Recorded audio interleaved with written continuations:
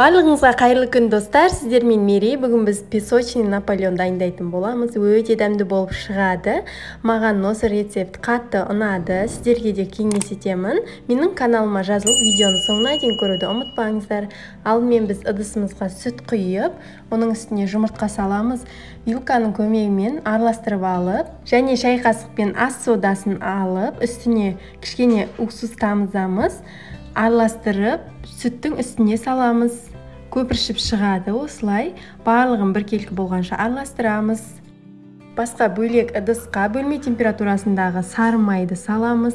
Оның үстіне дайындап алған сүтті массамызды құйып, майымызды езіп, біркелкі етіп араластырып шығамыз.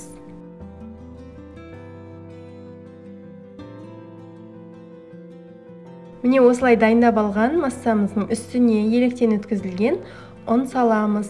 Міндетті түрде електен өткізіп аламыз. Және ұнды бірден салып жіберуге болмайды, өйткені қамырымыз қатты болып қалуы мүмкін.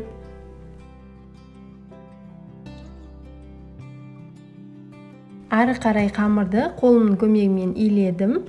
Қамырымыз жұмсақ болып шығады. Қамырды қатты илей беруге болмайды, өйткені арасындағы майымыз еріп кетуі мүмкін. Сондықтан жай ғана басып, жұмсақ күйінде қалдырамыз. Міне жұмсақ қамырымыз дайын. Иленген қамырды осылай ұзын қылып дайындап алып, бөліктерге бөліп шығамыз.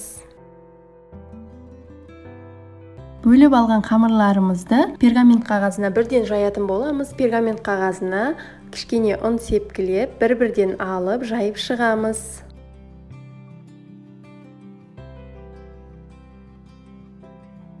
Міне қамырымыз дайын болды. Мен 22 диаметр етіп, кольцоның көмегімен кесіп алдым. Сіздер қалауларыңызша басқа диаметрде кессеңіздер болады. Жан-жағындағы артық қамырды қайтадан дайындап жайдым, өйткені маған корж көп болу үшін. Және вилканың көмегімен осындай тесіктер қалдырамыз. Бұл қамырымыздың көтеріліп кетпес үшін қажет. Пештен осылай сарғыш болып шығады. Креміміз дайындайтын боламыз. Кремімізге қаймақты крем қолдандым. Қалағаныңызша басқа кремдер қолдансаңыздар болады. Қаймақтың үстіне құмшекер қосып, жақсылап миксерлеп аламыз.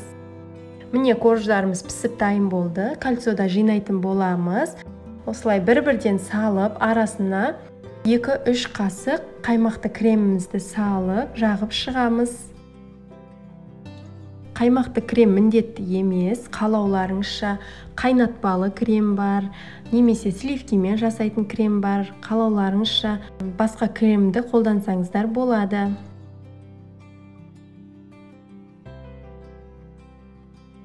Барлық коржымызды салып, арасына кремімізді жағып, жинап шығамыз.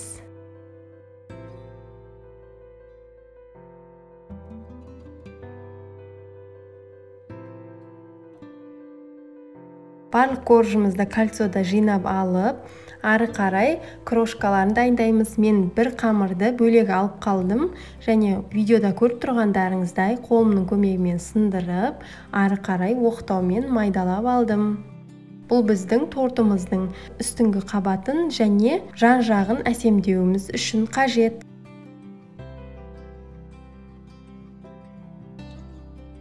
Осылай сепкілеп шығамыз. Кольцоны алып, жан-жағын тегістеп, жан-жағына да корждарымызды жабыстырып шығамыз.